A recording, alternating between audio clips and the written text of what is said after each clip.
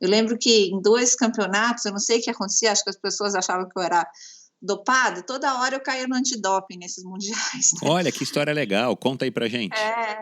2 vezes, acho que dos 4 ou 5, 2 ou 3 vezes eu caí no antidoping lá e fui, né? E eu achava o máximo, nossa, eu encontrava meus ídolos, né? Chegava lá, tava Erin Baker, né? O pessoal nem vai saber, né? Karen Smears era a minha favorita, porque eu gostava da atitude dela, né? Ela era uma pessoa muito positiva, era uma pessoa simples, assim, não era arrogante, e lembro que ela teve câncer em uma época e voltou, então uma pessoa que mostrava muita perseverança, então ela era a minha ídola maior no triatlo. Ela foi campeã, se não me engano, acho que em 90, né? Em 89 no Mundial, né? Ela foi campeã mundial, se não me engano. Orlando, não foi que ela ganhou, eu acho? Ah, verdade, porque a gente tem uma foto com ela, inclusive a gente tá junto nessa foto, eu vou ver se eu resgato e publico. É isso aí, Karen Smears e o Greg Welch. É Smears, eu falei Smears, olha. Smears acho que é inglês, da Inglaterra. Capaz. E havia Mark Allen e tal, então era o máximo, né? Eu queria, às vezes, queria ter um papel e caneta para fazer xixi e pedir pro pessoal. Sensacional. Então, era o melhor momento do triatlo, era ser selecionada para antidoping.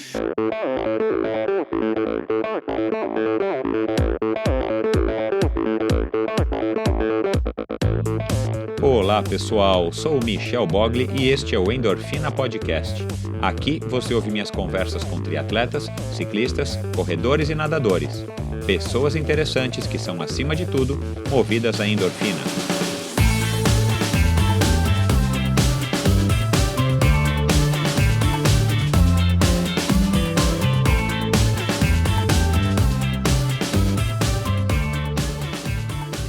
Olá, bem-vindos ao episódio 8 do Endorfina Podcast.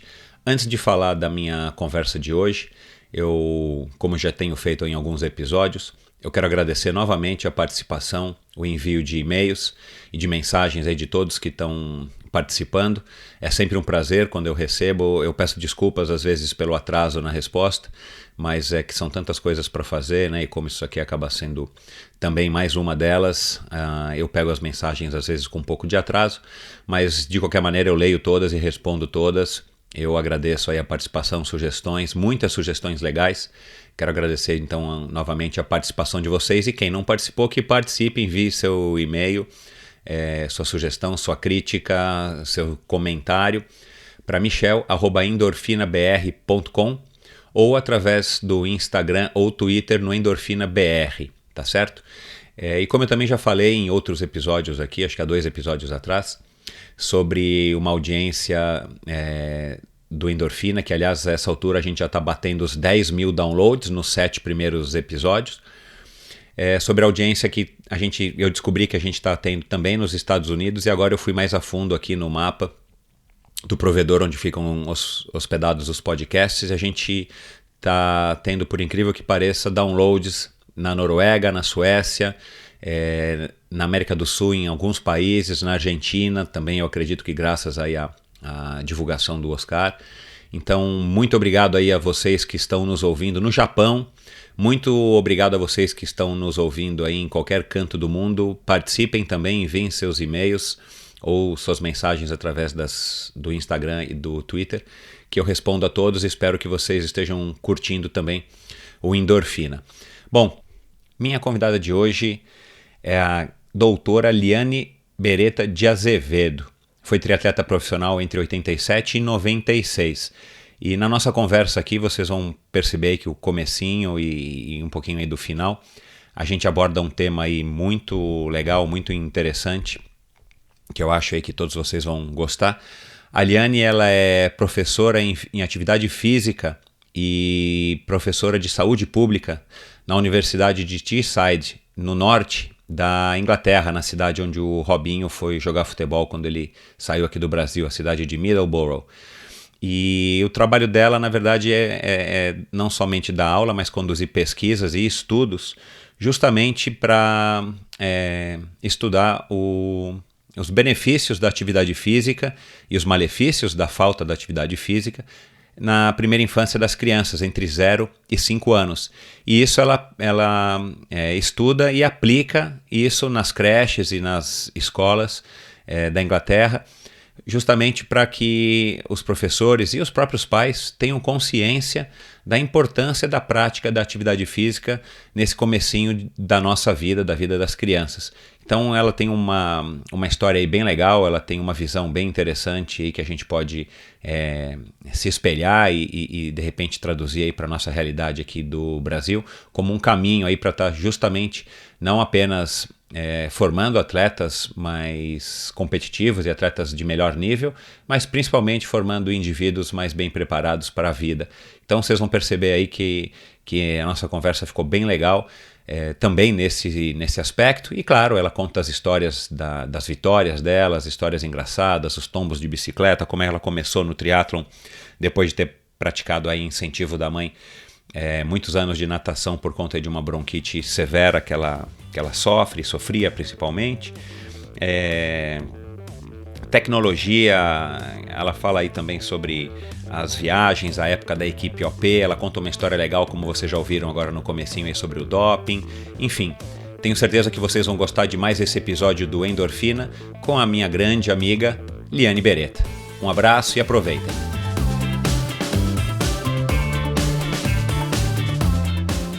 A produtora de áudio Pulsante tratou e finalizou o som deste podcast, um passo importante para o crescimento do Endorfina. Agora, além de ficar tranquilo em relação à qualidade do áudio, tenho muito mais tempo para cuidar do conteúdo e dos meus convidados, é claro. Se você não está satisfeito com o som do seu podcast, do seu vídeo, ou se precisa de uma bela trilha sonora ou locução, acesse produtorapulsante.com ou procure pela Produtora Pulsante no Facebook. Produtora de áudio Pulsante, para quem gosta de ser ouvido. Ela foi minha primeira amiga e referência feminina no triatlon. Foi também parceira na equipe OP e em muitos treinos na piscina do Clube Pinheiros. Foi dela ainda que peguei uma bike emprestada, uma francesa Vitus de alumínio, para participar da minha terceira competição, o Triatlon das Montanhas em 1989 em BH, prova muito extinta. Detalhe, a bike era uma 52, bem distante dos 59 centímetros que viria a descobrir ser o meu tamanho ideal de quadro. Ela foi campeã brasileira em 1990 e 92 e campeã sul-americana no Rio de Janeiro em 1991, numa prova belíssima da qual eu também participei. A irmã da Flávia, mãe do Lucas e esposa do Bambam, minha amiga Liane Beretta. Primeiro é um prazer falar com você depois de tantos anos, né? A gente estava conversando aqui agora, antes de iniciar a gravação. Eu acho que a última vez que a gente teve algum contato foi entre 1996 e 1997. E desde então, enfim, a vida nos levou por caminhos diferentes. E aí, Liane, como é que tá a vida? Michel, primeiro, obrigada pela essa introdução ótima, nem esperava isso. Esse negócio de ser primeira amiga é uma honra. Pois é, você foi a minha primeira amiga no triatlon e a referência feminina, né? Porque a gente estava lá no clube, era você quem estava lá, né? Aquela época não tinha muita mulher, mas ser a primeira amiga sua é um grande elogio. E outra coisa, esse negócio da bike, eu nem lembrava. Agora que você falou, eu lembrei. E essa Vitus era uma Vitus vermelha, não era? Exato, exato. E acho que depois de um tempo, eu não sei se eu te emprestei ela depois, mas eu sei que eu bati num carro, quebrei meu dente da frente com ela. Eu lembro. E tive que desentortar o quadro, e eu não sei se você usou ele antes de ser entortado ou depois. Então além de ser... Foi antes ou depois? Então, como você me emprestou ela, provavelmente você já estava com a outra bicicleta. Então eu devo ter usado a bicicleta amassada, desentortada, eu não me recordo. Olha que beleza, hein? Além de ser 54, em vez de 59, era uma bicicleta de quadro torto. Mas era melhor do que a minha Calóizinha Concorde RT, né, de 15 quilos. Mas foi uma boa lembrança essa. Então, eu tô bem, eu tô aqui morando na Inglaterra, no norte da Inglaterra, perto da Escócia, já há 12 anos. Trabalho aqui, trabalhava antes numa universidade mais no sul da Inglaterra, numa cidade chamada Worcester, E agora eu trabalho aqui no norte, numa cidade que chama Middlesbrough, na Universidade de Teesside. E essa universidade aqui, Middlesbrough, talvez alguns brasileiros conheçam, é uma cidade em que o Juninho, jogador de futebol, jogou futebol por muitos anos, as pessoas que gostam de futebol. Não, claro, eu lembro disso, dele indo para a Inglaterra quando ele era novinho ainda, né? Isso, e aqui ele é rei, né? Eu vou para casa, eu pego o trem aqui, que o trem aqui é uma maravilha, né? E eu passo sempre por um restaurante, no restaurante tem uma foto do Juninho, o restaurante favorito do Juninho, aqui de Middlesbrough. E quando eu vim fazer minha entrevista para o meu emprego, quando eu falei para o cara que eu era brasileira, a primeira coisa que ele me perguntou se eu era parente do Juninho. Eu falei, no Brasil? O Brasil é do tamanho de uma formiga, claro que eu sou parente do Juninho. Interessante, meu. Então, aqui é o que, quando você fala brasileiro aqui na minha cidade, eles logo pensam em Juninho. Esse é o nosso futebol, né? Produto de exportação nacional líder no mundo. É a única coisa que se fala aqui direto, né? Uma lembrança forte do Brasil é o futebol fora. E eu tô fora do Brasil, acho que desde 2002, que eu fui para África do Sul fazer o doutorado, na cidade de Cape Town, que é maravilhosa, e depois vim para cá. Então, estou um tempão sem comer pão de queijo, pão de batata e ouvir música brasileira. Isso, mas com certeza uma experiência, né, super válida e construtiva, também como a gente estava conversando agora há pouco. O nosso país é uma maravilha, a gente gosta bastante do Brasil, mas a gente ainda tem muito para se desenvolver aqui para chegar num nível satisfatório, principalmente pensando na população menos favorecida. E você aí acompanhando as notícias aí internacionais no noticiário aí do norte da Inglaterra, você já está sabendo, obviamente, da Lava Jato, né? Esse escândalo que tem acontecido aí a cada dia, cada manchete de jornal é um escândalo novo e tal. Enfim, mas esse é o país que a gente está e vambora. Oliane, e o que você faz aí na Inglaterra? Então, eu trabalho na área de saúde pública, principalmente na área de promoção de atividade física. Então, essa questão social, para mim, ela é bastante importante, né? Que aqui na Inglaterra, é uma sociedade, assim, um pouco mais equilibrada em relação à parte social, a classe média, que é muito homogênea, você não vê tanto disparates das classes baixas para as classes altas, como se vê no Brasil, e a saúde pública, que é boa, né, apesar de ter decaído nos últimos anos, ainda é bem melhor do que o Brasil. E essa área que eu trabalho é principalmente uma área de prevenção à saúde. Então, a atividade física, como a dieta, como a redução do fumo, do cigarro, de álcool, é tudo visto como maneiras de mudar mudança de comportamento da população, que são vistas a longo prazo como uma forma de economia para o governo, porque como a saúde é pública, quanto mais saudável a população, menos custo vai ter para o governo, para cuidar dessa população, né? Faz total sentido, né?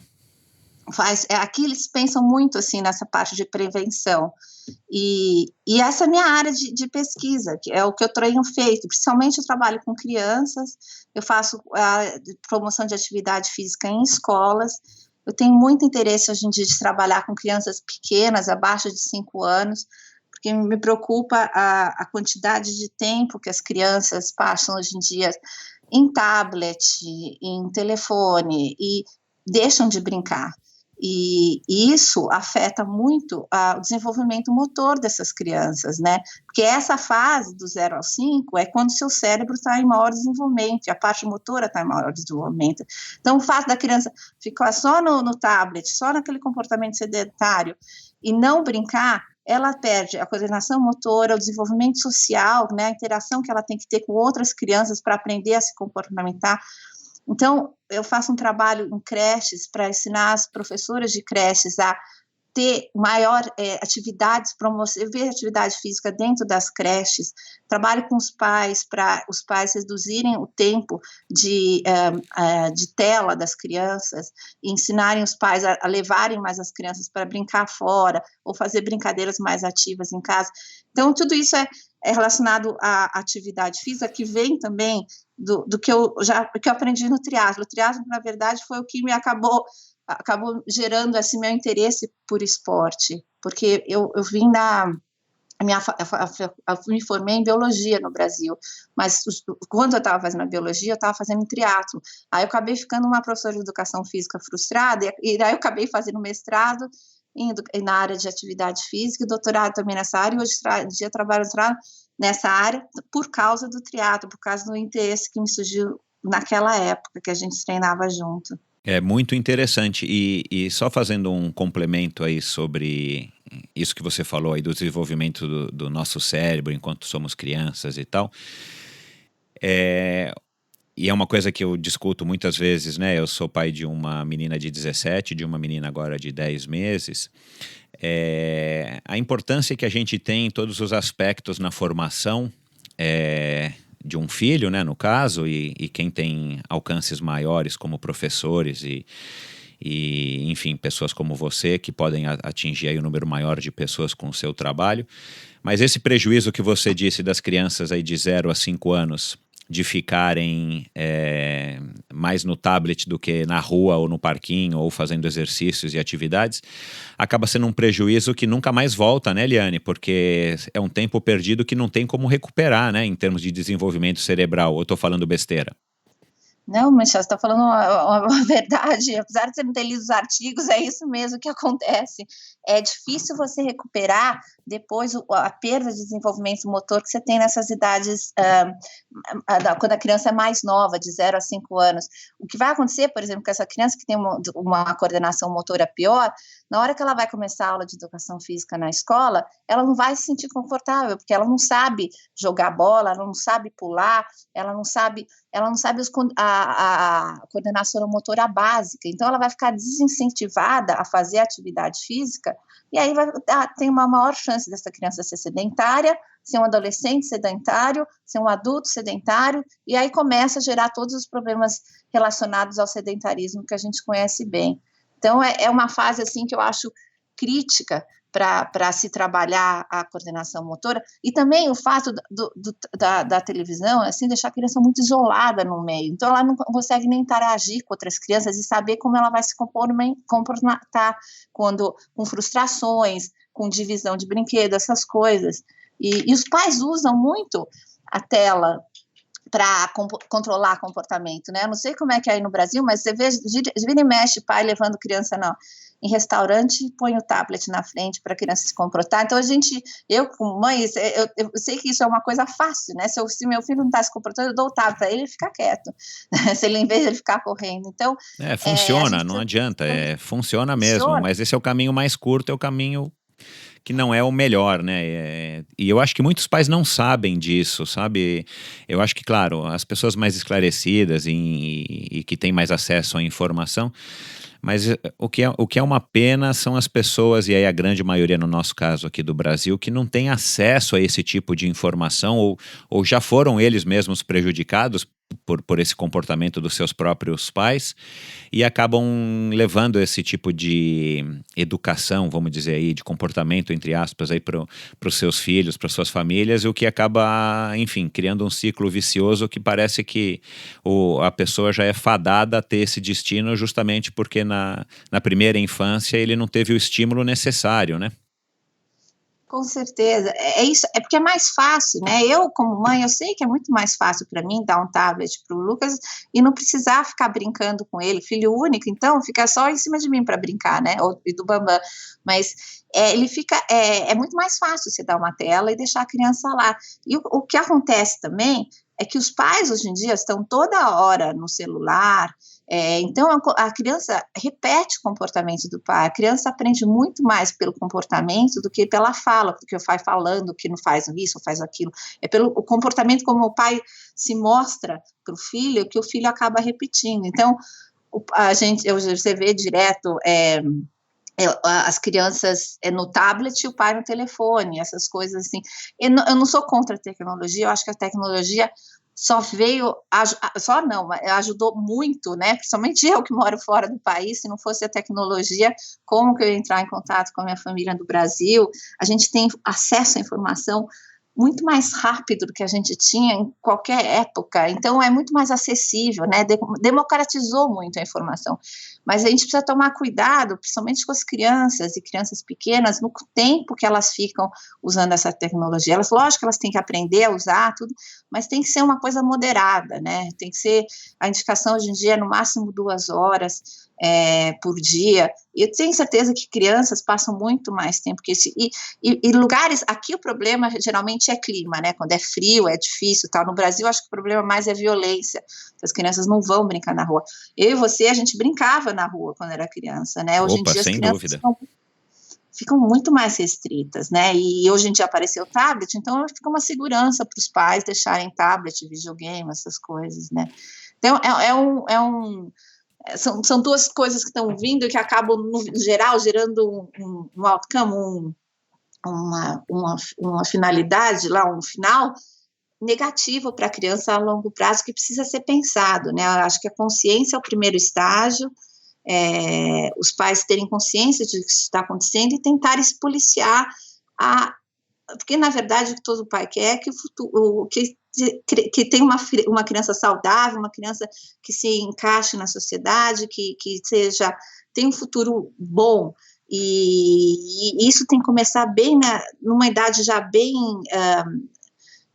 às vezes eu te falei para você, eu moro tanto tempo fora que eu esqueço de falar português, uma idade bem, quando a criança ainda é bem pequena, né? Na primeira infância da criança. Na primeira infância, é isso que eu queria dizer. Bom, é muito interessante esse tema, e para os pais que estão nos ouvindo aí, que fique aí o recadinho da doutora Liane? Eu te chamo de doutora? Não, você não precisa chamar de doutora. Enfim, mas vamos lá, a gente está vivendo aí, né, nos últimos 20 anos ou 30 anos, a gente está vivendo uma época que eu gosto de dizer que é uma época bem curiosa e interessante, mas ao mesmo tempo a gente não sabe aonde que isso vai nos levar, né, principalmente no médio e longo prazo, né. Com toda essa entrada, essa penetração da tecnologia, que é inevitável, a gente não vai ter mais volta, na minha opinião, a gente não tem mais como se livrar dos celulares e dos computadores e da internet, mas eu acho que falta a gente aprender a saber como usar melhor todos esses recursos que com certeza podem nos ajudar e muito em todos os aspectos, ou quase todos os aspectos da nossa vida e do desenvolvimento da sociedade. Mas vamos voltar aqui para o tema do triatlon. Você disse que na época cursava biologia, foi quando você ingressou no triatlon. Conta um pouquinho desse comecinho aí, o que você fazia quando era garotinha e aí você resolveu fazer biologia, e por que o triatlon?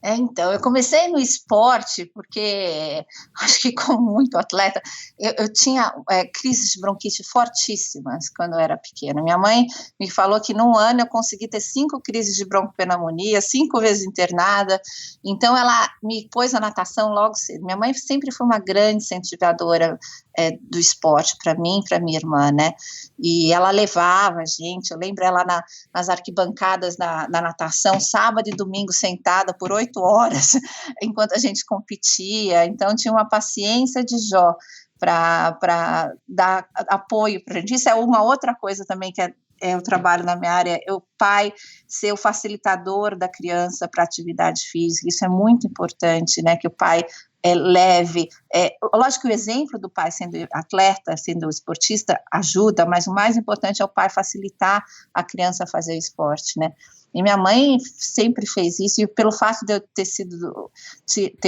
essas crises de bronquite fortíssima, ela me incentivava muito a nadar, e eu nadei por vários anos, nunca fui uma nadadora muito boa, assim, né, os meus resultados do triatlo foram bem melhores que os meus resultados da natação, E uma época eu comecei a fazer caminhadas com um grupo que chamava Freeway, que acho que ainda existe, e tinha um amigo nosso que chamava Álvaro Sala, não sei se você vai ouvir um dia, mas ele falou assim, você não quer fazer uma São Silvestre? Eu peguei e fui fazer uma São Silvestre. E eu me dei bem na época que a São Silvestre era à noite, né, Liane? Né, a São Silvestre era à noite, era demais, né? Meia-noite muito legal. Correndo. E o pessoal lá se abraçando à meia-noite na rua, Nossa porque era no meio da corrida. E eu tinha o quê? Uns 14 anos, 15, eu achei aquilo o máximo, né? E conseguia correr a São Silvestre toda. E aí esse meu amigo falou, porque você já nada, já corre, porque você não faz triatlo, né? Aí minha mãe, lógico, me deu uma força, arranjou uma bicicleta, e aí eu comecei a treinar para triatlon. E aí o meu primeiro triatlon foi aquele da CIA. Você já fazia na CIA, Michel? Não, eu ia participar da etapa Santista, mas eu tive um acidente de BMX e não pude participar. Mas conta, aí você participou do circuito da CIA? Participei do primeiro do Rio, participei do circuito todo, né? Acho que o primeiro foi no Rio, que foi o primeiro que eu fiz, e eu fui 10ª lá. E para mim, que era uma nadadora medíocre, né? Não muito. Ser 10ª num campeonato, numa primeira vez que você compete, era demais, né? Eu lembro que eu fiquei uns 15 minutos na transição, enrolada, pedalei de tênis e com aquele capacete que parecia um pinico. E não sei se você lembra, Michel, também eu bicicleta nunca foi meu forte, né? Eu caía toda hora de bicicleta. Eu lembro. Eu não sou uma pessoa muito coordenada, né? Mas não foi culpa do tablet, né? Porque na tua época não tinha, né, Liane? Tinha tablet. Vamos defender aqui a dona Júlia, né? Foi algum outro problema, mas não teve nada a ver com o tablet. Muita natação e nada de outro esporte, que eu acho que eu fiz. Isso é outra coisa que também se fala hoje em dia, né? Que você tem que trabalhar com explorar diferentes capacidades motoras, né? E o caso da minha bronquite era só natação, só natação. Lembro que até na escola, quando tinha aula de educação física, eu era sempre a última a ser escolhida para o vôlei, para o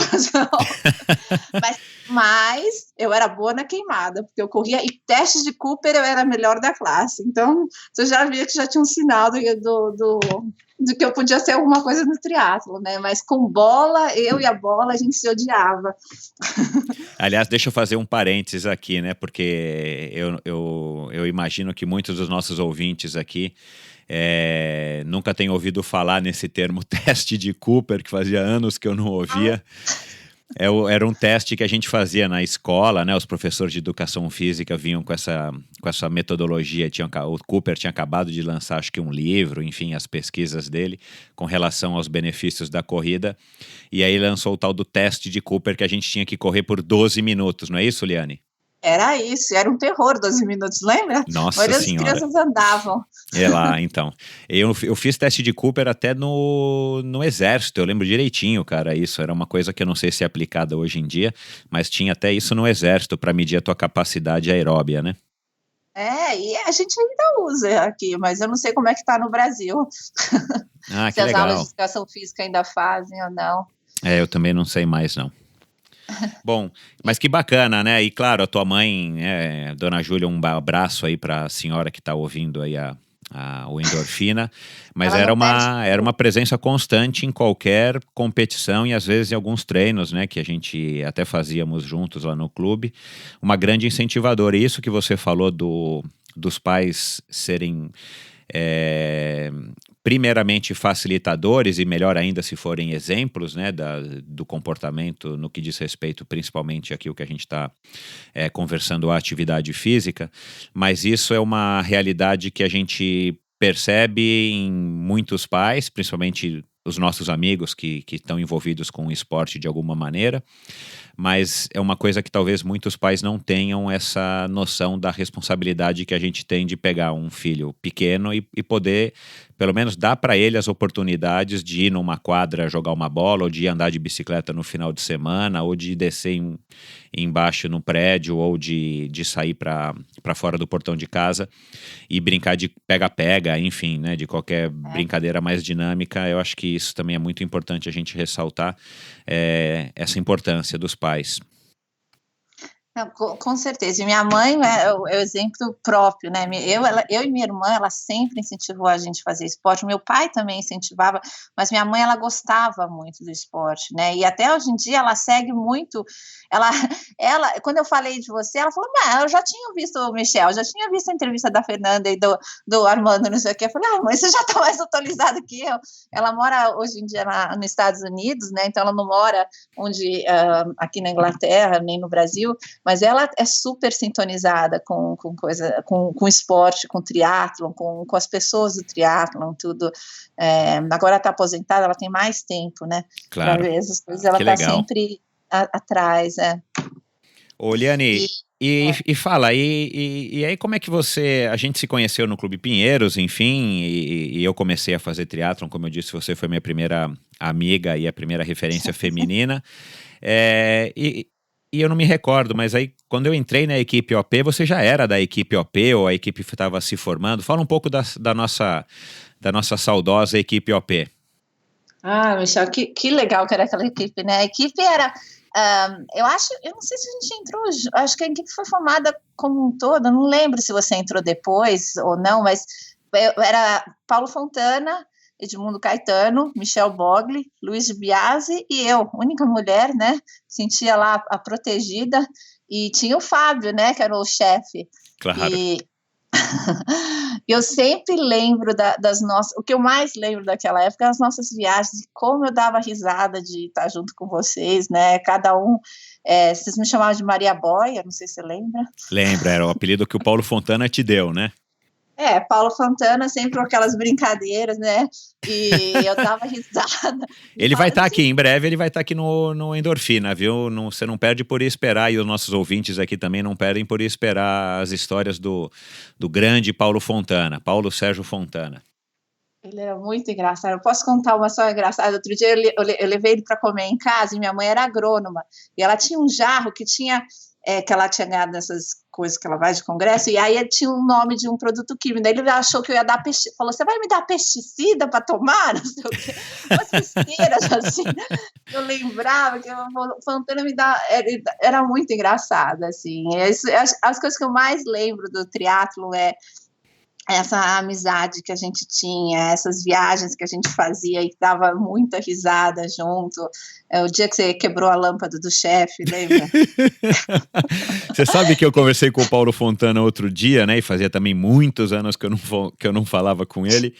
E ele lembrou dessa história. Eu lembrava, mas já tinha esquecido, estava adormecido aqui. E ele falou: olha, eu lembro muito dessa história quando a gente foi viajar. Acho que foi para aquele triatlon de Ilha Solteira, se eu não me engano, né? Eu fui abaixar a tampa do porta-malas, pegou na cabeça do Fábio. Mas, enfim, muitas histórias.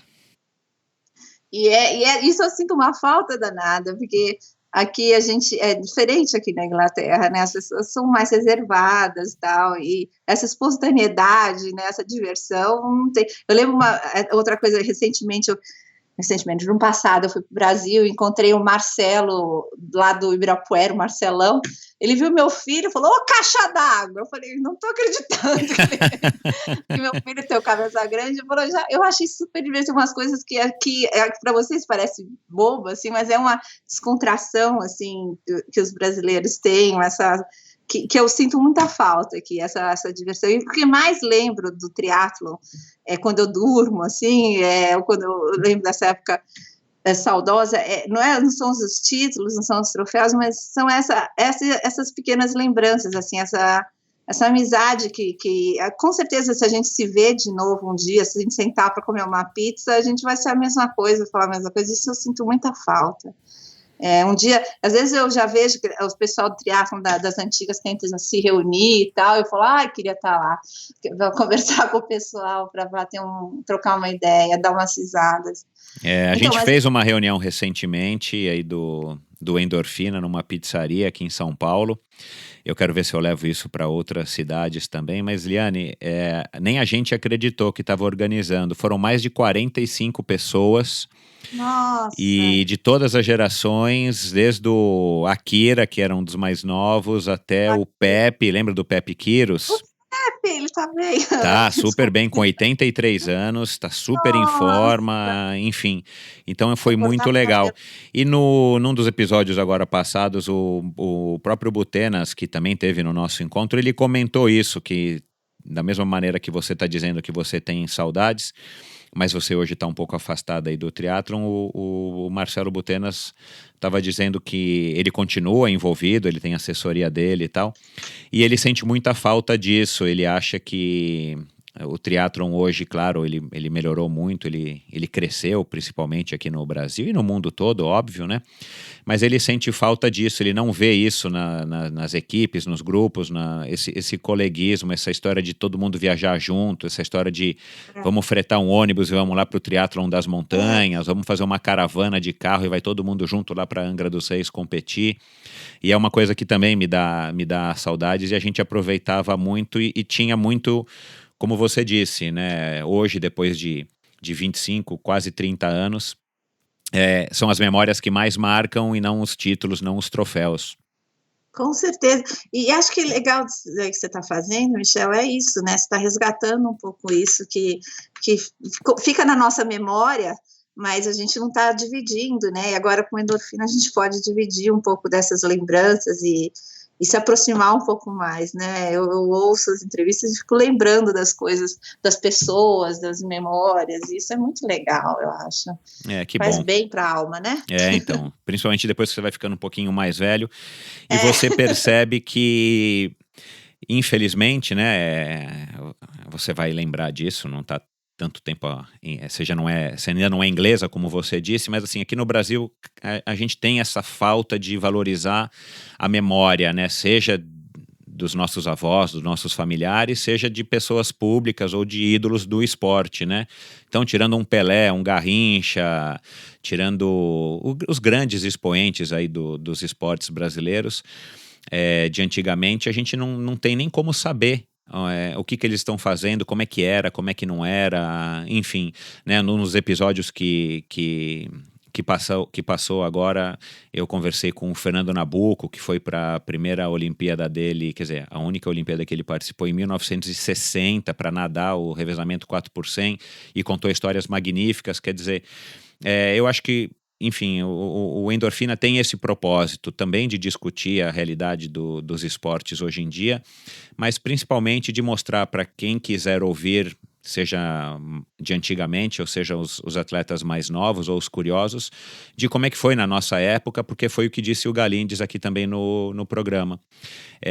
Naquela época, a gente não tinha noção do que estava fazendo, a gente estava todo mundo aprendendo e experimentando, e o Galindes usou uma comparação que eu achei muito feliz, e já estou usando isso agora quando eu me refiro a esse assunto.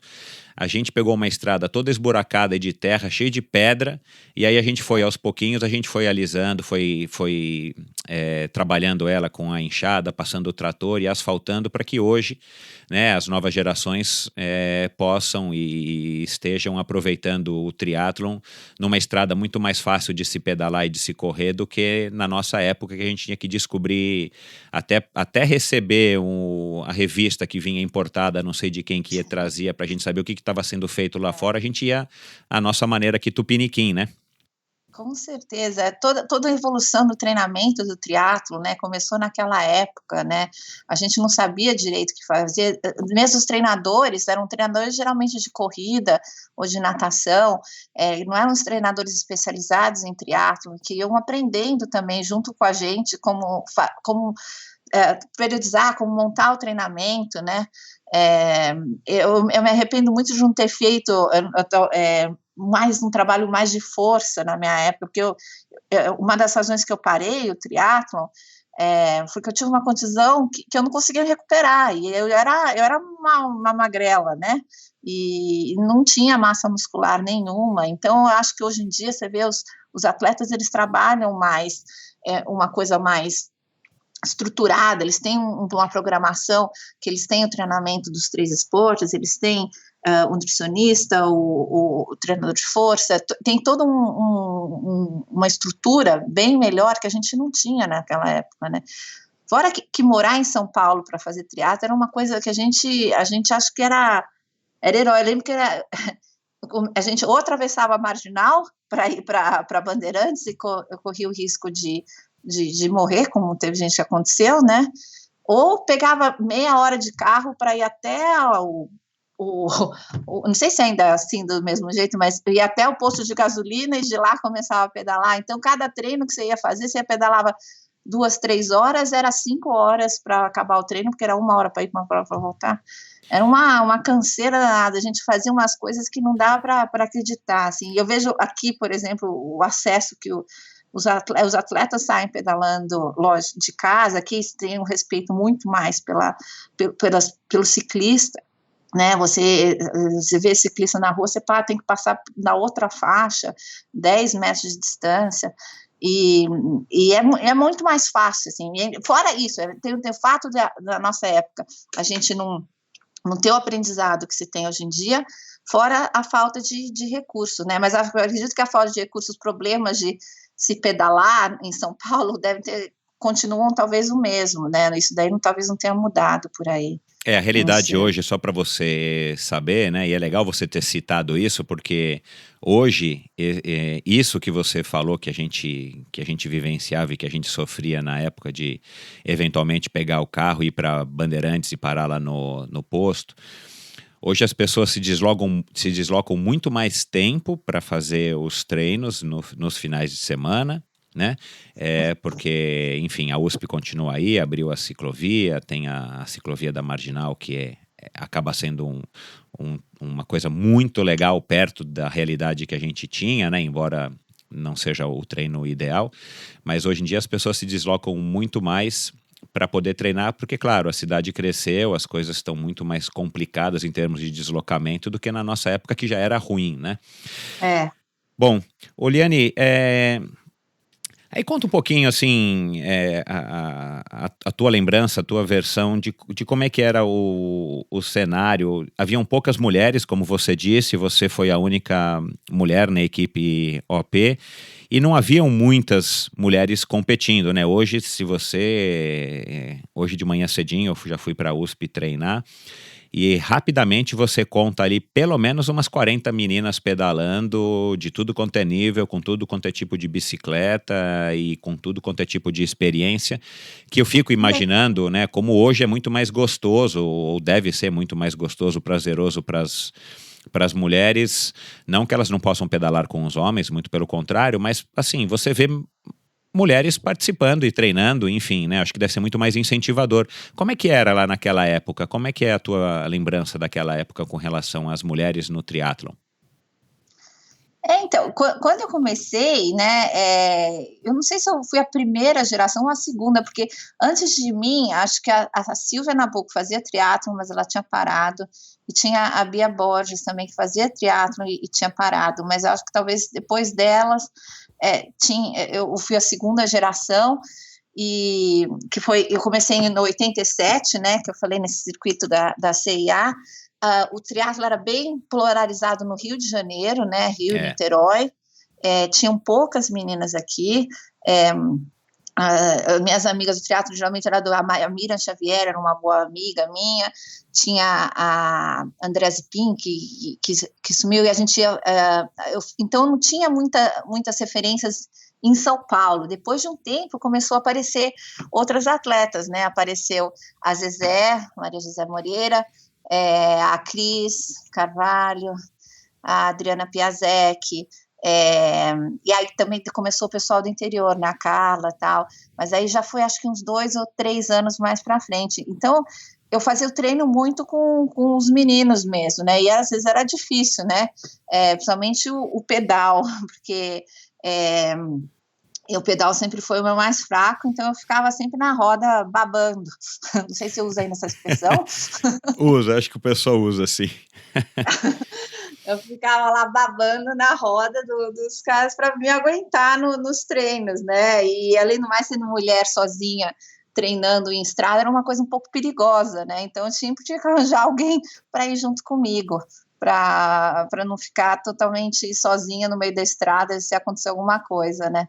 Então, tinha essas dificuldades, né? Para pedalar, para correr era um pouco mais fácil, a gente ia para o clube e tal, Ibirapuera, era um pouco mais tranquilo, mas principalmente pedal, por ser a única mulher, era mais difícil. Então, é bem legal saber que tem 40 mulheres na USP, eu não consigo imaginar Não, 40 isso. numa hora que você olha, com certeza tem, assim, eu estimo que num dia normal na USP, elas devem estar, enfim, quase chegando ao dobro disso. É prazeroso, é gratificante de ver e muito legal, né? Porque, pelo amor de Deus, né? Um esporte só com homem não tem sentido nenhum. E foi crescendo, assim, aos poucos, cada vez eu via aumentando o número de mulheres, mas quando eu comecei mesmo, tinha parado aquela leva e ficou meio um vácuo, um tempinho, só eu mesmo no triatlo e a nossa... Aí eu entrei na equipe OP, que também era a única mulher. Falar na equipe OP, ainda tem aquela camiseta da equipe OP com Liane Beretta. Você ainda tem? Olha que legal, Liane. Puxa vida, então eu vou pedir para você ajudar aí o Endorfina com o projeto do museu que eu estou lançando aí em breve. Você me ceder para a gente poder expor. Eu consegui uma do modelo novo, aquele modelo que era branco com roxo, sei lá. A amarelinha eu não consegui ainda. Então, se você estiver disposta, você cede aqui para mim. Que legal, que bacana. Depois a gente conversa quando a gente terminar a gravação. Tá Mas, Oliane, agora vamos falar aqui dos seus títulos, que não foram poucos, né? Até pela curta carreira aí que você teve, ou não tão longeva carreira, né? De 87 a 96. Além de ter participado de dois campeonatos, os dois primeiros campeonatos mundiais de triatlon. Ah, não foram os dois primeiros, né? Você participou de Avignon, que esse foi o primeiro, que o Mark Allen ganhou. Eu participei de todos até Cancún, que eu não fui. Ah, que legal. Então fala um pouco aí, quais foram os mundiais que você participou? 89 em Avignon, na França? Agora eu vou ter que lembrar os lugares. 89 foi França, depois acho que 90 foi Orlando. Orlando, esse eu fui, Depois teve um no Gold Coast, na Austrália, não foi? Isso, 91, que eu também fui, acho que 91 tá certo,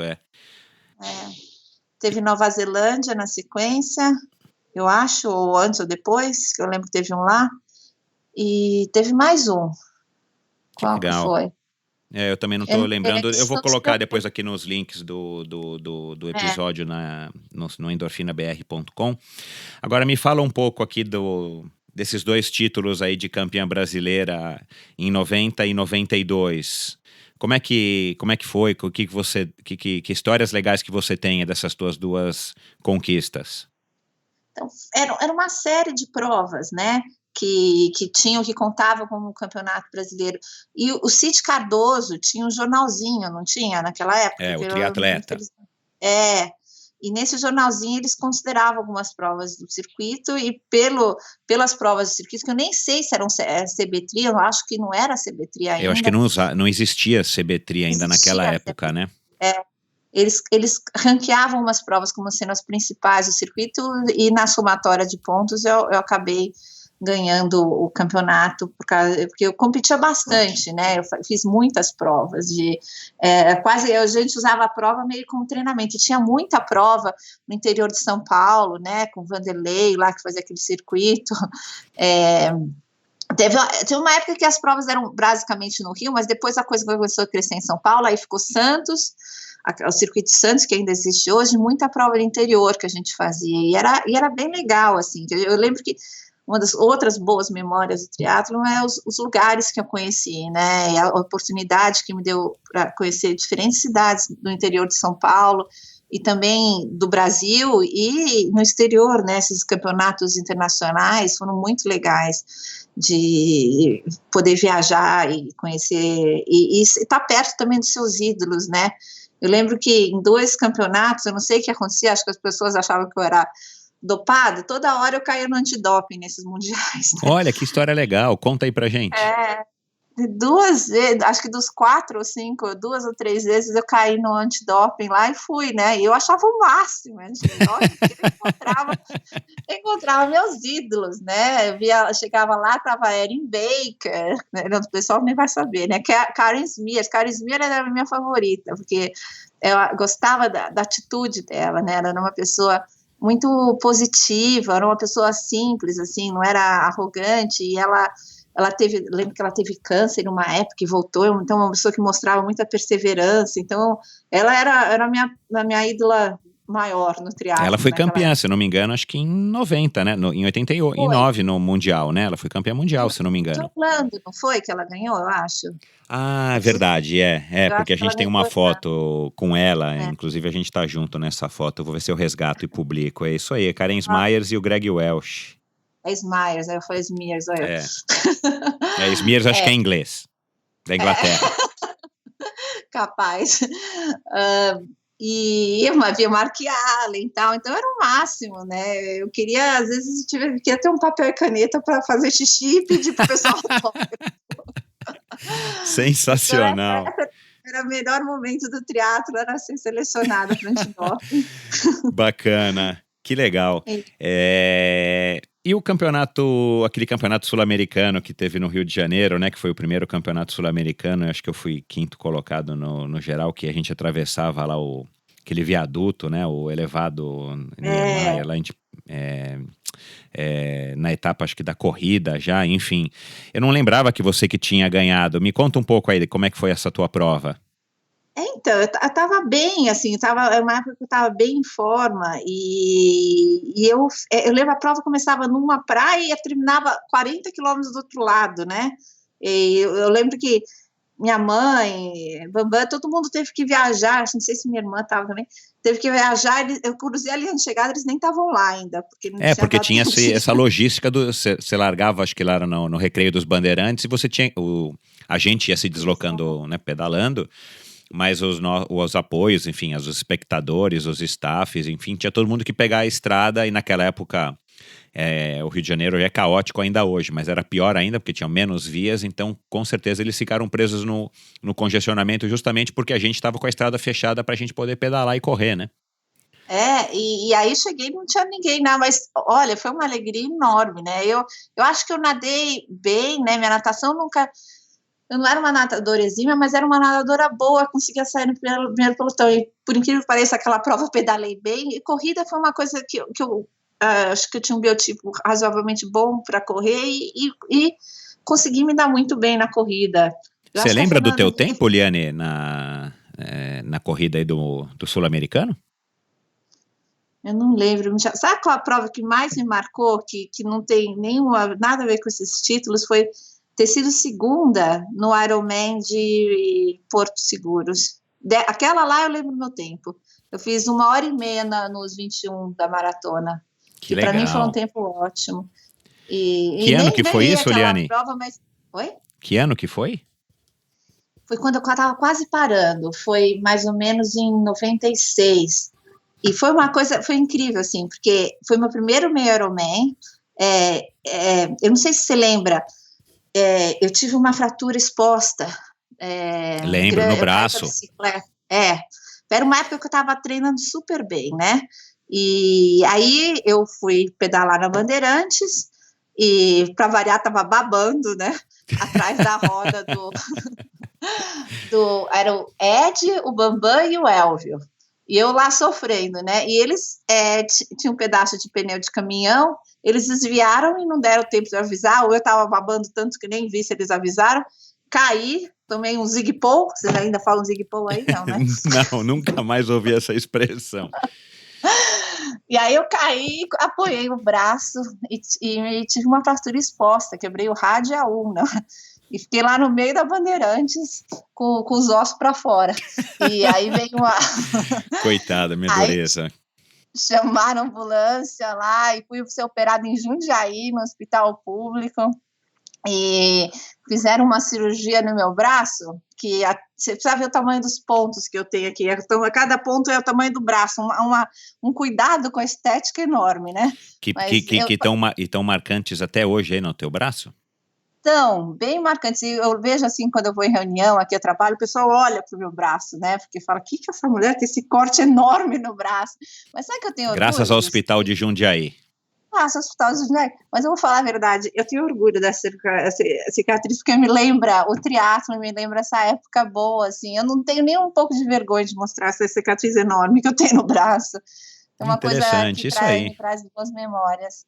Bom, mas o que tem a ver a cicatriz, o tombo, com o meio Ironman de Porto Seguro? Então, aí, só voltar. E aí, o que aconteceu? Eu fiquei 4 meses com o braço engessado.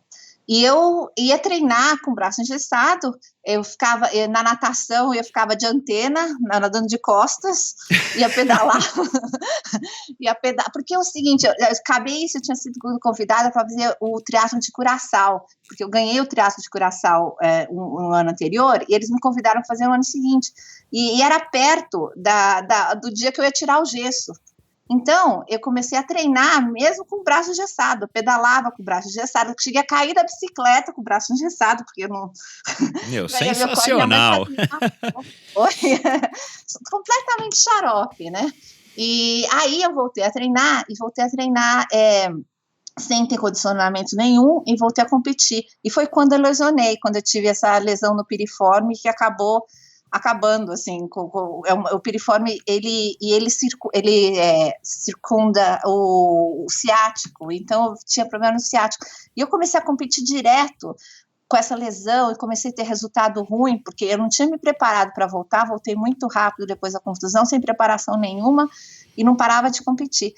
E aí eu estava ficando frustrada, e aí eu falei, você quer saber, eu vou dar um tempo, eu vou começar a pensar em outras coisas, aí comecei a falar, vou pensar em prova longa, aí resolvi fazer esse meio Ironman de Porto Seguro, e aí treinei bem, e foi, por incrível que pareça, eu não sentia a minha contusão, comecei, talvez por ser prova longa, não precisava tanta explosão, consegui treinar bem para Ironman, e no meu primeiro meio Ironman eu fui segunda, a Suzana Schnardoff ganhou, e por incrível que pareça, eu passei a Cristina de Carvalho na corrida, que a Cristina corria que nem um foguete, né? Então, para mim, passar a Cristina na corrida, porque ela me passou no pedal, era uma coisa incrível, né? Que legal! E aí eu fui segunda, e a prova que eu mais tenho orgulho hoje em dia, porque engraçado que eu classifiquei para o Ironman do Havaí, e eu falei, eu não vou fazer esse ano, eu vou fazer ano que vem. Vou esperar mais um ano, ter mais experiência em prova longa. E depois desse ano eu acabei parando, porque minha contusão não estava deixando mais, eu também comecei a acabar a faculdade, pensar em fazer mestrado, e nunca fui para o Havaí no fim da história, que eu passei minha vaga para a Cristina, e a Cris fez o melhor Ironman dela, eu acho que ela foi 15ª aquele ano no Havaí, se eu não me engano. Então foi uma coisa até que eu fico orgulhosa, assim, que foi uma coisa boa para ela, e é uma memória grande para mim também, ter feito esse meio Ironman de Porto Seguro, que teve 2 pessoas que eu gosto tanto, a Cris e a Suzana, que estavam no pódio lá junto, né, e é uma prova, eu gostei muito de prova longa, e um dia eu espero, talvez quando eu tiver me aposentado do trabalho, que eu tenho mais tempo, de ainda fazer um Ironman na minha vida. Minha irmã já fez vários, mas eu nunca fiz. Com certeza. É uma história muito bonita, enfim, é legal porque mostra aí bastante da tua personalidade, eu que te conheço aí há tantos anos, eu sei que essa é uma história digna mesmo da Liane, parabéns aí, Liane. E agora, foi a prova que mais te marcou, mas você parou no auge também, né? Porque se você parou em 96, você parou logo depois do meio de Porto Seguro. Eu parei, mas é que eu comecei também a fazer um monte de prova, sofrendo com essa lesão, me incomodando, e minha cabeça já não estava mais no triatlon, eu estava querendo fazer outras coisas, eu estava querendo começar a trabalhar um pouco mais com a minha mente. Eu sempre fiz faculdade junto com o triatlo, né, e foi sempre muito sacrificante. Talvez uma das razões de eu ter feito biologia e não educação física, porque a faculdade de biologia era à noite, e lá na USP, e eu podia treinar o dia inteiro, ia para a faculdade, mas adivinha, né, eu tinha uma maior fama de dorminhoca, né, porque eu só dormia nas aulas, eu estava sempre morta, porque acordava às 5 da manhã para treinar e treinava o dia inteiro. Mas era uma época que eu estava acabando e eu já estava pensando o que eu ia fazer na sequência, comecei a talvez trabalhar, então minha cabeça não estava mais nessa. E aí eu acabei parando de fazer triatlo, não sei se estava muito, acho que meu auge mesmo foi o começo, e acho que até eu ter esse acidente eu estava indo bem, assim, mas aí me atrapalhei também, falta de orientação, falta de, talvez, muita ganância de querer voltar e competir logo, e essa prova de Curaçao que eu queria fazer, acabei trocando o pé pela mão e Tá me certo. atrapalhando. Mudando um pouco aqui de assunto, Liane. Poxa, você, o Bambam, né? Para quem não conhece, o Bambam também aí foi um grande triatleta, foi uma das pessoas aqui em São Paulo que também começou com o triatlon aqui. Eu não me recordo aí que ano exatamente que ele começou. Você vem de uma, como você disse, né? Tua irmã também, a Flávia, fez bastante triatlon, era uma exímia corredora e tal. Tua mãe, uma grande incentivadora, e eu lembro que ela também nadava e corria, né? Não sei se também chegou a competir algum triatlon. Teu pai eu não me recordo, mas uma família de esportistas, né? Isso é uma coisa muito legal, e você acabou falando, a gente conversou um pouco agora no começo do programa sobre o exemplo, mas principalmente o incentivo e o estímulo dos pais. Como é que é para você hoje, né, com o Lucas, você casada com o Bambam aí depois de tantos anos? O que que você aprendeu? Qual é a conclusão que você chega assim do que o esporte te ensinou? Desde a natação ali atrás, quando você tinha bronquite, tua mãe te incentivava a nadar e tal. O que que você traz do esporte para a tua vida profissional, para a tua vida familiar? Então, Michel, isso que é uma coisa muito importante, que eu quero muito que meu filho faça algum esporte, não precisa ser necessariamente o triatlo, né? Pode ser qualquer esporte, porque eu acho isso tão importante para uma criança, para um adolescente, somente quando você chega na idade de adolescente, você é exposto a tantas coisas, né, a influências externas, e o esporte, ele te dá a disciplina, ele te dá a perseverança, né, ele te dá o companheirismo, ele te dá tantas coisas, muito além de títulos, de medalhas, de troféus.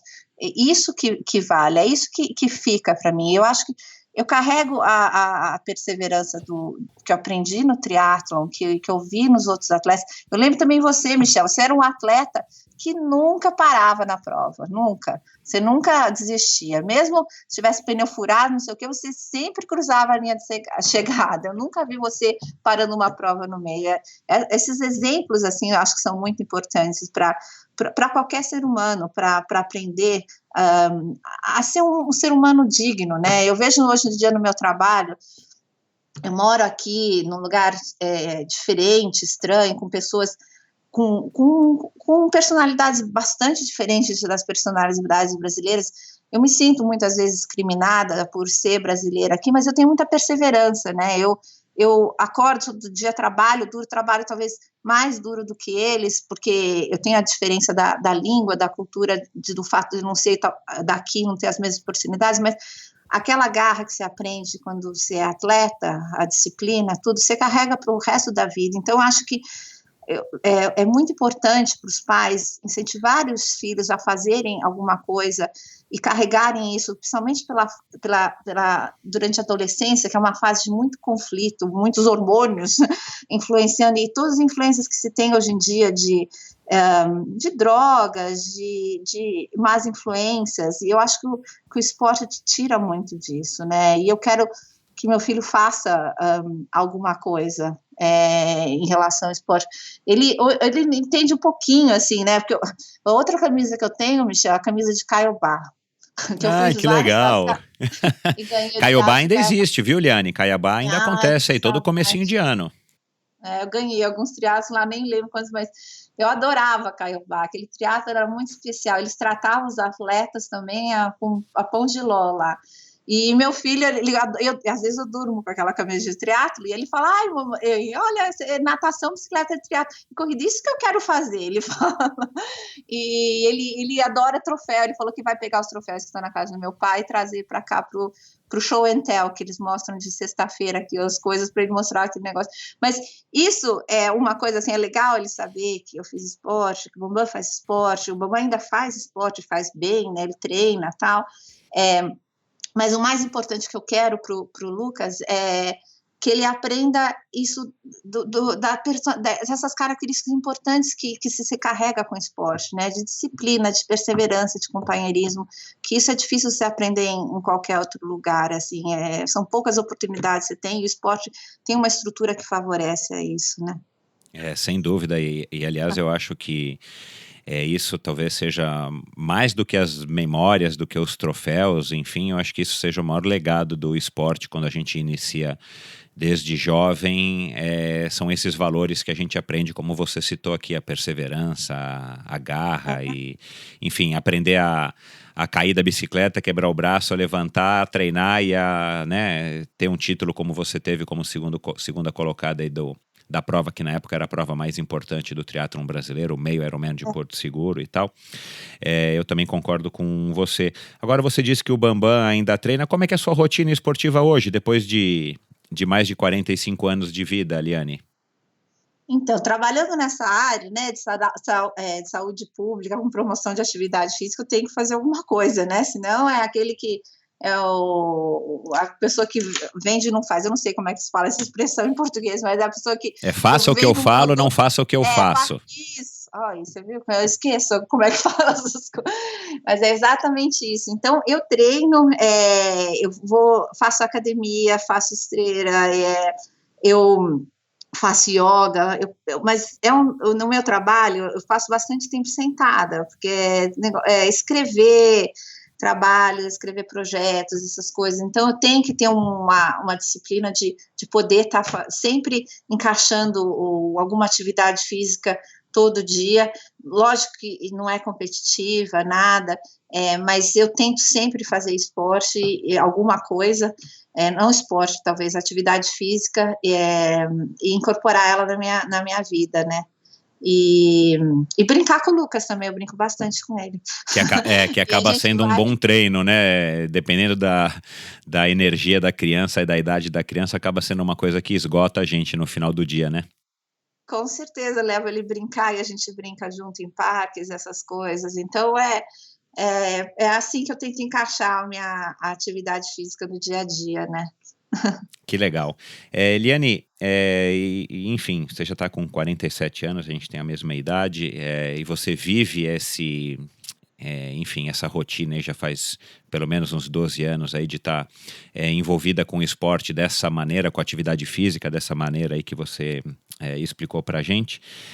E claro, com toda a experiência de olhar para trás e relembrar esses momentos e estar tendo essa função aí de mãe, de estar sendo responsável ao lado do Bambam por estar educando o Lucas, que conselho que você daria para você mesma, vamos dizer aí, com 20 anos? O que você estava fazendo com 20 anos? Né, onde é que você estava aí no triatlon e tal, na faculdade? Que conselho que você daria? Vamos dizer que tem gente aí dessa faixa etária aí ouvindo e que quer ouvir o conselho aí de uma jovem senhora. Michel, o nome de senhora... Desculpa. Não, mas você tem uma experiência bacana, né, Liane? Assim, pelo esporte, pela tua experiência de vida e por você ter esse contexto familiar que ainda está ligado aí, através do Bambam, a tua própria mãe e tal, ao esporte, você viver disso, né? Você tira o sustento da tua família de atividade física, de fazendo pesquisas e dando aulas. Que conselho que você daria aí para Liane com 20 anos de idade que você acha que poderia ter sido proveitoso para você mesma com 20 anos? Então, com 20 anos, era mais ou menos 1989, né? Era uma das fases que eu estava mais ou menos em auge, assim, ainda, né? Tava treinando bem, tava crescendo. Mas acho que aquilo que eu falei no começo, que eu acho que eu podia ter feito um pouco mais, trabalhado um pouco mais a minha base como atleta, trabalhado mais feito um pouco mais de trabalho de musculação, pensado um pouco mais na minha dieta, que talvez minha carreira seria um pouco mais longa do que foi. Eu era muita magrela e comia muita porcaria o tempo inteiro, então eu acho que se eu conhecesse um pouco mais de ciência do exercício, talvez eu tivesse melhorado um pouco isso e talvez não tivesse tido tantas contusões, essas coisas, mas eu acho que tudo vale a pena e valeu a pena como foi também, mesmo com as contusões, eu tenho boas memórias, eu falei das minhas contusões, eu acho que o que vale no final de tudo isso é essa memória boa que a gente tem dos amigos, das provas, das viagens e o que você carrega como pessoa, para que acabou meu triatlo em 98, mas hoje em dia eu sou muito o que eu me formei na época do triatlo como pessoa, né? Eu tento ser, às vezes você como atleta, você se acha mais importante que os outros, você acha que porque você ganhou um troféu, você é melhor do que fulano que foi 20º, 30º na prova. Eu sempre tentei não ter isso dentro de mim, porque é uma coisa que eu não gosto, não me sinto bem. E, na verdade, eu sendo primeira, o outro sendo 30º, nós dois estamos aprendendo aquilo que é o mais importante do triatlon, que é a perseverança, a luta, você superar a si mesmo, você ter aquela disciplina, você ir atrás do seu sonho. Então, eu acho que isso que eu aprendi nessa época, eu carrego até hoje, e não tem nada assim que eu faria diferente em relação a isso. A não ser essa parte técnica de talvez ter me estruturado um pouco melhor, trabalhado um pouco mais, não ser tanto... não querer ir em todas as provas que eu ia e trabalhar um pouco mais isso, né? Que legal. Bacana. Agora, Liane, depois de tantos anos fora do Brasil e você vivendo aí uma realidade completamente diferente, um pouquinho no começo ali na cidade do Cabo, que também é uma cidade que eu tenho uma relação especial aí por conta da Cape Epic e tal, um país muito interessante, África do Sul, e por conta aí também da tua ligação aí com esse trabalho bacana que você desenvolve aí. E eu pergunto isso para todos os convidados aqui no final do programa. O que você acha que, mesmo enxergando aí de fora, tendo uma visão aí diferenciada, né? Você não está no olho do furacão, o que às vezes eu acho que é uma visão privilegiada. O que você acha que a gente poderia, como país, tá fazendo aqui para que a gente tivesse um esporte mais desenvolvido? Ou você acha que a gente está no caminho certo? Né? A gente teve aí a Copa do Mundo, aí teve no ano passado os Jogos Olímpicos, aí muito se falou de legado e na verdade pouco se vê, né? Com raras exceções ou, né, tirando aí os elefantes brancos das estruturas que a gente acabou herdando. Que você pode falar sobre isso? O que você acha que a gente poderia estar fazendo? O que você acha que seria aí uma ideia bacana para a gente estar desenvolvendo aqui no país para dar um rumo melhor ou um rumo mais certeiro para o esporte brasileiro ou o triatlon, enfim, mas de uma maneira geral o esporte? Então, eu estava lendo uma matéria, faz tempo já que eu li, na verdade, foi logo depois da Olimpíada do Rio, né? Porque o Reino Unido ficou em segundo na Olimpíada do Rio, né? Ganhou até da China, né? E eles passaram de 25º na Olimpíada de Atlanta, não, desculpa, 36º na Olimpíada de Atlanta, que foi em 96, para segundo. Então, foi uma melhora incrível. E o que aconteceu muito foi o investimento do triatlon, do esporte geral aqui no Reino Unido, né? Eles começaram a pegar dinheiro da loteria, não sei de onde veio o dinheiro do Brasil para o esporte, mas eles investiam mais ou menos 5 milhões, e hoje em dia eles investem 350 milhões no esporte com dinheiro da loteria. Tem alguns que criticam que talvez seja muito dinheiro jogado no esporte, mas eu acho que os benefícios que o esporte traz em geral para a população, isso vale a pena, né? Então, o investimento é uma coisa importante, que você vê que dá resultado, né? O que foi que aconteceu aqui na Inglaterra, passar de 36º para segundo. para o tamanho da nação, que é uma nação pequena.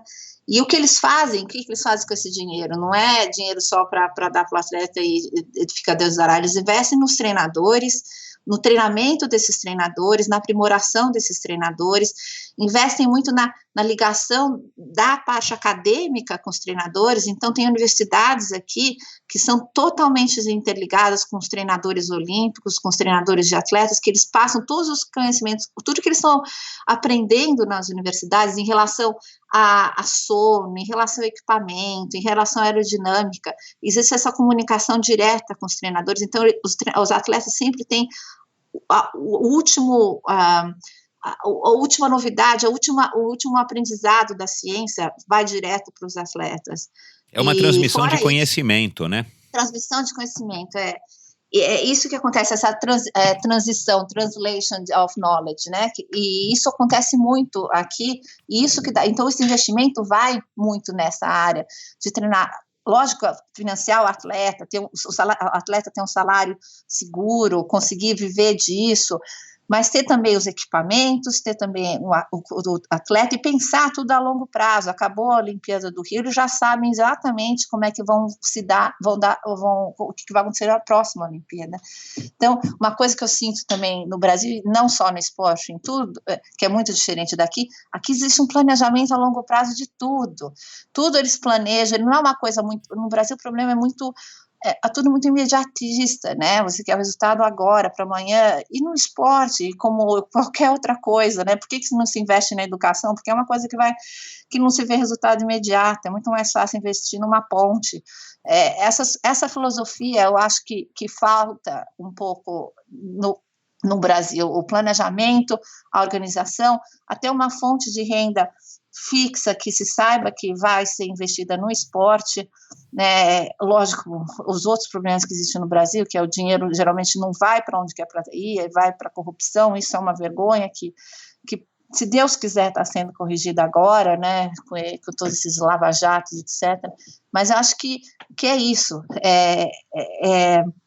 o governo ter uma noção de como o esporte é importante para a nação, para a juventude, investir o esporte, lógico, você investe na elite, mas também investe nos outros ramos, as pessoas que não são, que não vão ser atletas, mas que vão se beneficiar do esporte, que aqui tem um investimento global.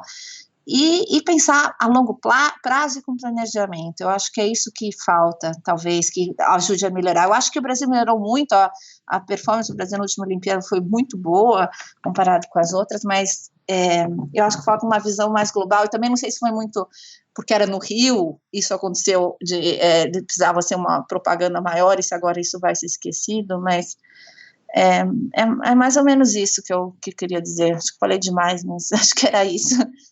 Não, uma resposta longa para uma pergunta curta é excelente. É isso aí, que bom.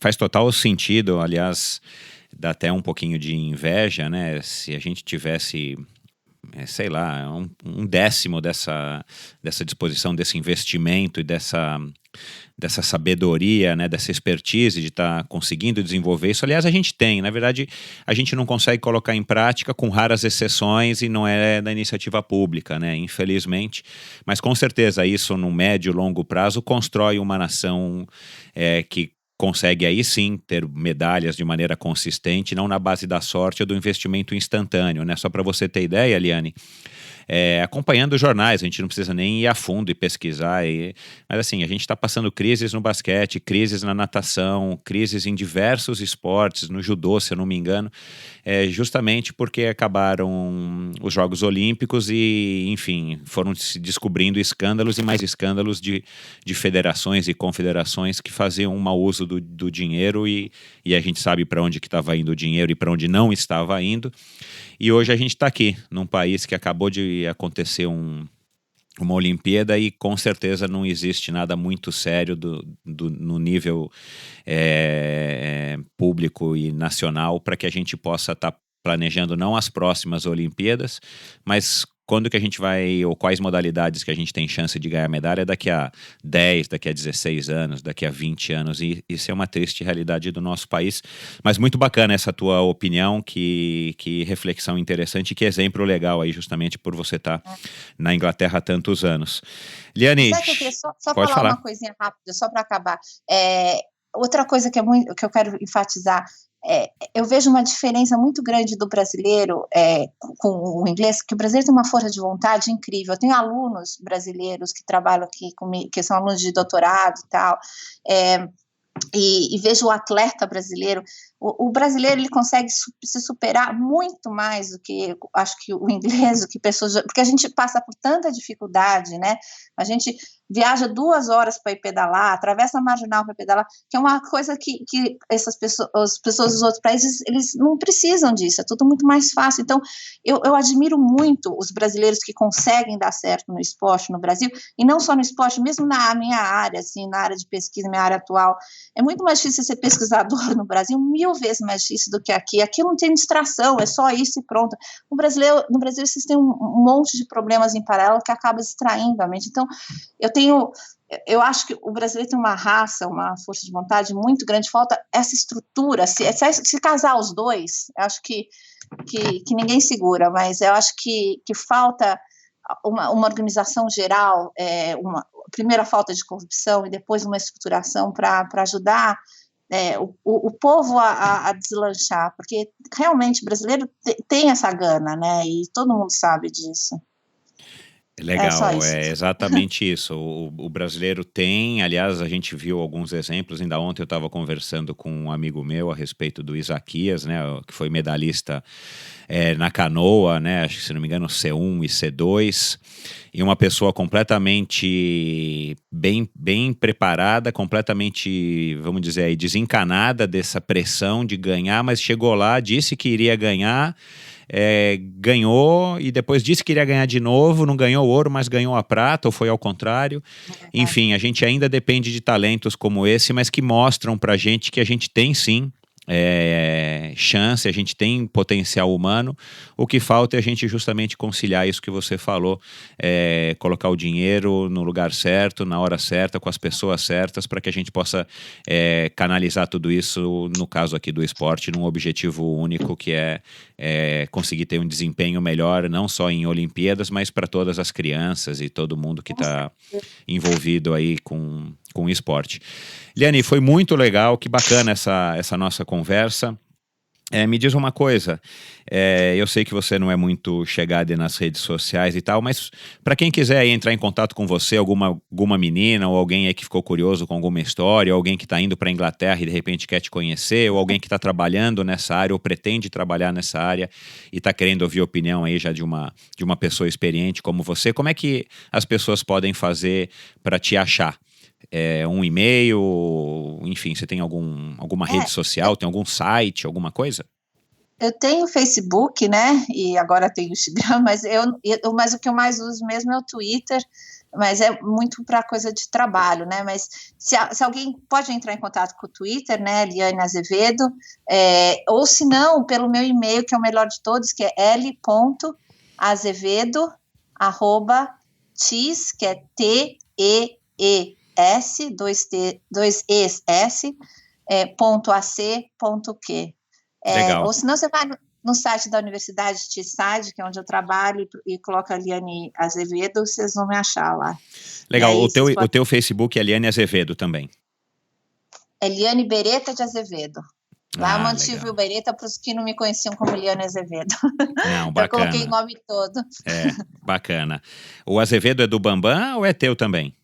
O Azevedo é do Bambam, que ficou para mim, mas aqui é muito nome, né? Então os ingleses se atrapalham com tanto nome, então aqui eu me chamo só, eu coloco só Liane Azevedo, mas meu nome inteiro é Liane Beretta de Azevedo, legal. Eu vou colocar aqui, as pessoas que estão ouvindo agora não precisam voltar aqui e correr, pegar a caneta e anotar.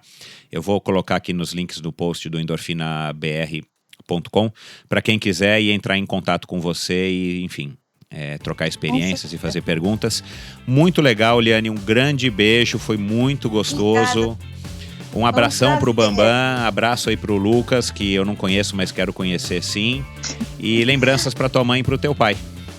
Muito obrigada, Michel. Adorei lembrar de tudo isso. Foi muito gostoso. E principalmente lembrar que você usou a bicicleta, que eu não lembrava essa ainda mais. Mas obrigada.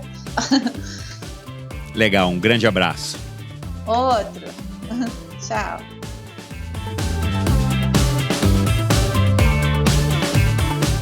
A produtora de áudio Pulsante tratou e finalizou o som deste podcast, um passo importante para o crescimento do Endorfina.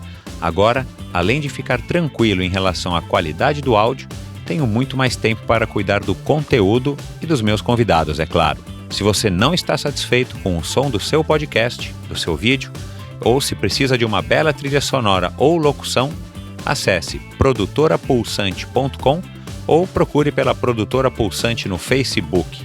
Produtora de áudio Pulsante, para quem gosta de ser ouvido.